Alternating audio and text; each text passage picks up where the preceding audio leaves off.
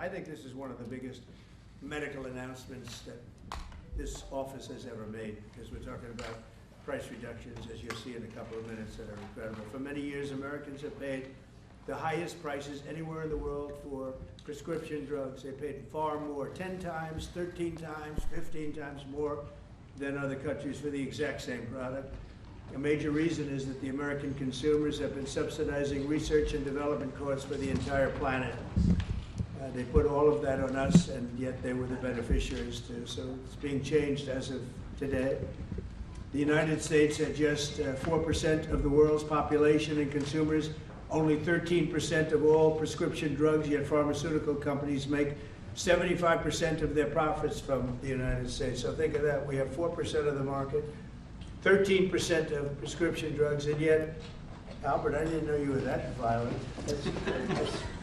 I'm surprised you're agreeing to this. I'm getting better. No, he's doing the right thing. Thank you. And yet they make 75% of their profits from the American customers, so it's something. That's why I signed an executive order combating this practice, and we signed it very happily a little while ago. Today, Pfizer is committing, as will other drug companies as we go through the weeks, but Pfizer is truly one of the biggest in the world and one of the greatest in the world.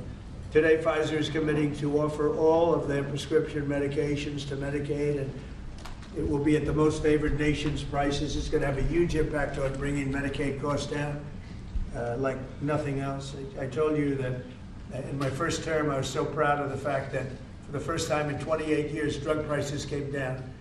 And I had a news conference that I explained it was 1/10 of 1%, but it was down.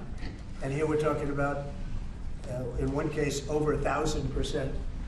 This is a critical step forward to our work and to improve health care, and hardworking, low-income Americans, especially low-income Americans, will be helped so greatly. In addition, Pfizer is agreeing to provide some of their most popular current medications to all consumers at heavily discounted prices of anywhere between 50 and even 100%, and that's off the price.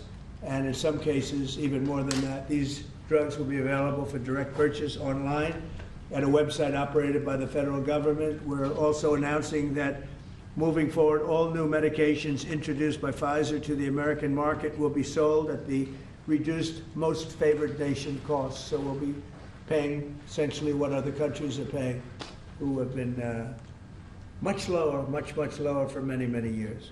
Furthermore, Pfizer will invest $70 billion to reshore domestic manufacturing facilities. In other words, they're going to bring a lot of their facilities to make their drugs and make what they make, their product. They're going to make it in the United States. I appreciate that $70 billion investment, and fund research and development right here in America.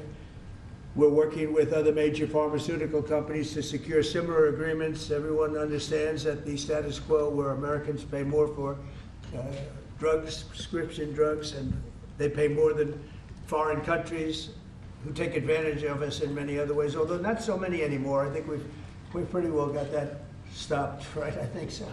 We've stopped that, but they took advantage of a lot of other precedents, that I can tell you. But we're making this pay to be very unacceptable, what they've done in the past. That's why my administration has also taken historic action to investigate the unfair and discriminatory trade practices of other countries that extort our pharmaceutical makers to shift costs onto the American consumer.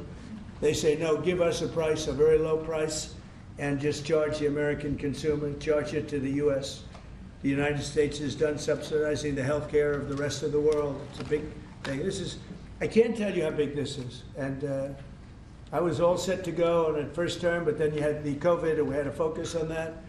But I said, I want to get back here, because this is, you're talking about 14, 15, 1,600% reductions in some cases.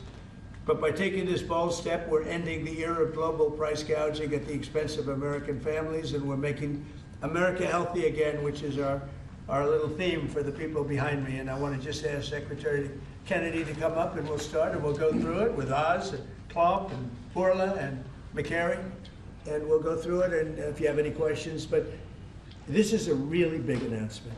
This is something that most people said was not doable.